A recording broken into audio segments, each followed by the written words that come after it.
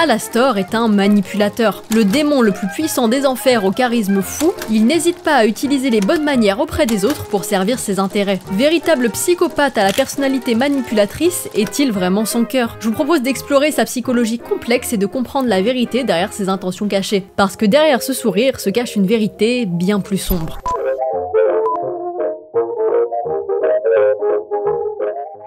En effet, vous l'aurez remarqué, Alastor sourit tout le temps. Et ça n'est pas anodin, ça fait partie de son personnage, de sa stratégie d'approche auprès des autres. Au début, on pense que c'est un vrai dandy, c'est-à-dire un homme raffiné et élégant, très poli et jovial. Petit à petit, il révèle le véritable sens de cette façade. Comme l'a déclaré Vivzi sur Twitter, il trouve que ceux qui ne sourient pas tout le temps sont des gens faibles. Vous l'aurez compris, derrière ses airs de gentleman désintéressé, il est en fait bien plus calculateur qu'on ne le pense au début. C'est en ayant des bonnes manières qu'il nous fait croire qu'il est quelqu'un de respectueux et attentionné et nous tombons dans le piège. En réalité, il attend le meilleur moment pour conclure un marché qui servira ses intérêts, parce qu'il a appris que c'était de cette manière que fonctionnaient les choses. Mais pour le moment, on pourrait encore se dire qu'il a un bouffon, parce que malgré tout, il aide Charlie dès le début avec son hôtel. Le projet de Charlie, c'est de bâtir un hôtel où les démons peuvent se repentir, en attendant l'attaque des anges qui veulent diminuer la surpopulation des enfers. Et Alastor est l'un des premiers à adhérer à la cause. Fait-il ça de manière désintéressée ou pour ses propres intérêts? Il n'est pas réellement impliqué, on va le découvrir au fil des épisodes. Il se cache derrière le fait de protéger l'hôtel pour commettre des crimes et se délecter de la souffrance qu'il cause aux autres. Même Charlie commence à ne pas se sentir très bien à cette idée. On pense donc qu'il n'est pas intéressé par l'hôtel, qu'il veut en réalité récupérer le pouvoir à cause de son besoin de contrôle. Mais alors, comment on en est arrivé là? Comme on l'a vu, Alastor est un démon, l'un des plus puissants des enfers.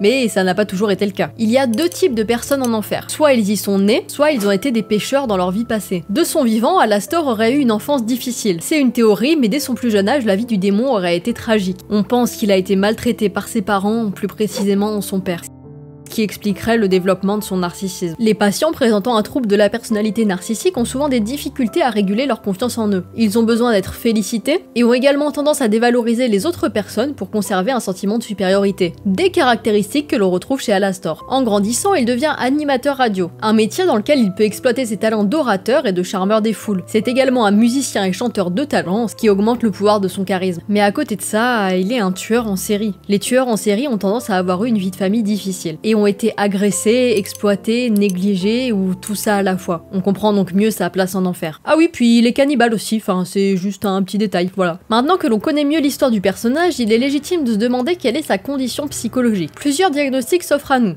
Il pourrait être psychopathe et ou sociopathe, mais aussi avoir une personnalité antisociale. Déjà, les personnes qui sont diagnostiquées psychopathes sont aussi souvent détectées sociopathes, les deux sont très liés. La principale différence avec la sociopathie se trouve dans les origines du trouble. Les psychopathes semblent être nés avec des anomalies cérébrales. Des études montrent que leur cortex préfrontal et leurs amygdales, les deux régions du cerveau associées au contrôle des émotions et des impulsions, fonctionnent différemment, expliquant en partie leur manque d'empathie. Ils ont aussi une fréquence cardiaque plus basse, ce qui les rend moins sensibles au stress et à la peur. Une autre différence entre psychopathes et sociopathes, c'est la manière dont ils comprennent le fonctionnement des dynamiques humaines. Certains sont très bons pour les analyser et les utiliser à leur fin, faire preuve de manipulation. Les sociopathes, contrairement aux psychopathes, ont une attitude moins calculée. Impulsifs, ils réagissent souvent avec colère ou frustration. Là où le psychopathe reste maître de ses émotions, le sociopathe peut exploser soudainement. Quand vous vous retrouvez entouré d'un expert en la manipulation, vous pouvez ne même pas vous rendre compte que vous êtes en train de vous faire manipuler. Les psychopathes ont une facilité à parler beaucoup, dire tout ce qu'ils pensent. Ils sont désinhibés, très familiers. Mais il n'y a pas vraiment d'émotion derrière ça, ce qui trompe les gens et rend Alastor populaire. Il faut prendre en compte les intentions cachées derrière ces actions. Comme les psychopathes ne ressentent que très peu d'émotions, ils font parfois preuve de fourberie pour se divertir et tuer l'ennui. Alastor ne se sent pas mal d'effacer les gens, il le fait pour son propre pouvoir. Il prend du plaisir à manipuler les gens et tout contrôler autour de lui. Il aime que les gens aient peur de lui. Des caractéristiques qui sont présentes dans le trouble de la personnalité antisociale, la psychopathie et la sociopathie. Les patients qui ont un trouble de la personnalité antisociale commettent parfois des actes illégaux. Trompeurs, téméraires, ils exploitent les autres à la recherche d'un profit personnel ou pour le plaisir, sans éprouver aucun remords. Et il y a aussi le besoin de respect, ils le font payer aux gens qui ne les respectent pas. Si l'on veut être plus précis, la psychopathie et la sociopathie ont bel et bien un point commun. Elles ne sont plus reconnues en tant que troubles spécifiques dans le manuel de diagnostic des troubles mentaux. Elles sont désormais des sous-types de la personnalité antisociale. Mais ces troubles ne veulent pas dire que la personne va être méchante ou dangereuse. Ils n'ont juste pas d'empathie, et ne font donc souvent pas des choses qui ne font pas profiter leurs propres intérêts. Mais Alastor a aussi des traits violents. Il torture des gens en direct à la radio et diffuse leurs cris. Il tire de la joie des souffrances des autres, de cette situation qui le divertit. Charlie lui laisse facilement le bénéfice du doute et croit tout ce qu'il dit. Aussi,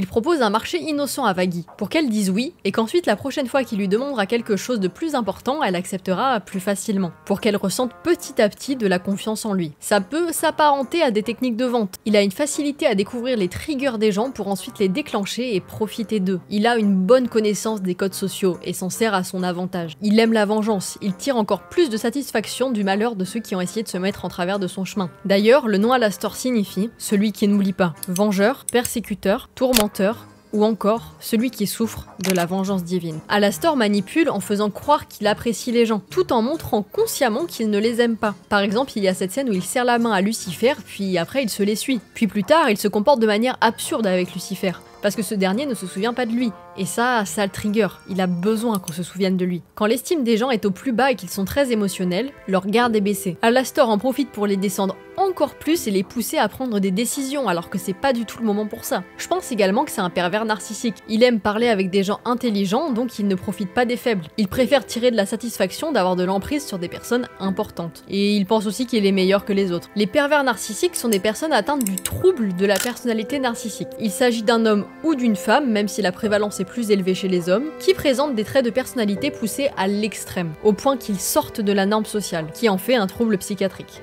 Très souvent, une personne devient un pervers narcissique parce qu'elle a grandi dans une famille dysfonctionnelle. Elle a connu, dès son plus jeune âge, des violences, des traumatismes ou des abus. L'enfant s'est alors construit une sorte de bulle pour se protéger, le coupant ainsi de son empathie et de sa vie émotionnelle, qui pourrait faire écho à ce qu'on a dit précédemment sur les théories de la jeunesse d'Alastor. D'ailleurs, on peut remarquer qu'il ne supporte pas être touché et qu'il préfère la présence des femmes. En revanche, il prend souvent de la place dans l'espace physique des gens, des comportements qui pourraient s'expliquer par des potentiels abus sexuels vécus plus jeunes. Ça a aussi peut-être joué dans le fait qu'il est asexuel et aromantique. Si l'on revient à l'histoire de la série, l'hôtel a peiné à s'en sortir, mais le combat avec les anges approche. On a l'impression qu'à ce moment-là, Alastor s'est attaché aux gens de l'hôtel et qu'il veut les aider. Il participe à la reconstruction de l'hôtel après sa destruction. Alors, peut-être qu'il commence à apprécier les gens. Non. Je pense surtout qu'il aime la valeur qu'ils lui apportent à cause de ses traits narcissiques. Il va même combattre l'ange Adam pour eux. Mais alors, s'il n'a aucun sentiment pour les autres, pourquoi il se bat contre Adam en risquant sa vie? Peut-être qu'il n'a pas eu le choix. Vous connaissez peut-être cette théorie. Alastor a disparu pendant 7 ans. C'est depuis la même durée qu'a disparu la mère de Charlie. Il lui aurait donc vendu son âme pour avoir plus de pouvoir en enfer, et en échange, il devra protéger Charlie et son hôtel. Donc je pense qu'il apprécie les membres de l'hôtel à des degrés différents, mais qu'il se positionnera toujours en premier. Donc il n'a aucun intérêt à se sacrifier si ce n'est parce qu'il y est obligé. Il en parlera même dans la chanson qui suit.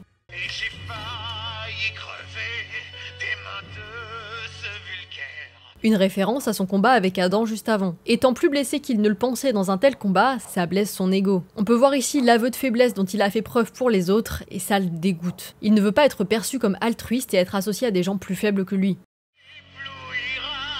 J'ai une soif de liberté vraiment insatiable. Par mes choix, me voilà un peu plus vulnérable. Il fait une nouvelle fois référence à son accord qui l'a affaibli et poussé à se rapprocher des autres. Mais peut-être aussi, et là c'est mon interprétation, à sa condition mentale, qu'il pousse à agir ainsi avec les gens et l'éloigne de ses ambitions. Ce moment est souvent décrit comme le craquage d'Alastor. C'est là que l'on découvre la manière dont il est pris au piège, sa panique et ses motivations que l'on soupçonnait depuis le début. Avant de conclure, j'aimerais vous parler d'un élément que j'ai volontairement laissé de côté. Est-ce que vous avez remarqué cette ombre qui suit Alastor tout le temps? Elle est différente de ses réelles expressions sur le moment. Je pense qu'elle représente sa dualité intérieure, et ses démons qu'il n'arrive pas à maîtriser tout le temps. Un peu à la Dr Jekyll et Mr Hyde. Alors, Alastor est-il mentalement en chute libre ou garde-t-il quand même le contrôle? D'un côté, on pourrait croire qu'il commence à changer. Il reste dans l'hôtel, il combat aux côtés de Charlie et les autres, et il semble s'impliquer plus que prévu. Peut-être qu'au fil du temps, il développe un attachement, conscient ou non, envers les membres de l'hôtel. Peut-être qu'il se laisse entraîner malgré lui dans quelque chose qui lui échappe. Mais d'un autre côté, tout dans sa personnalité suggère qu'il garde le contrôle. On l'a vu, c'est un manipulateur de génie qui sait exactement comment utiliser les autres pour arriver à ses fins. Il pourrait simplement jouer un jeu plus long en attendant le bon moment pour retourner la situation à son avantage. Il n'a jamais montré de véritable empathie, et son sourire cache toujours une part d'ombre. Il est l'un des personnages les plus appréciés de Vivzi, donc une attention particulière a été apportée à sa création. Il y a sûrement une volonté à transmettre à travers lui. J'aimerais également que vous gardiez à l'esprit que Vivzi a déclaré qu'aucun des personnages n'avait de personnalité divisée, prouvant qu'Alastor sait exactement ce qu'il fait. Psychologiquement, dans la vraie vie, il serait probablement diagnostiqué antisocial, psychopathe ou pervers narcissique. Il ne faut pas oublier que c'est un cliché, il dépeint de cette manière parce que c'est un dessin animé caricatural. Mais rien de tout ça n'excuse son comportement terrible. Alors Alastor est-il en train de perdre le contrôle? Ou est-ce nous qui nous laissons tromper par son personnage complexe et torturé? Peut-être que l'on le découvrira dans la saison 2.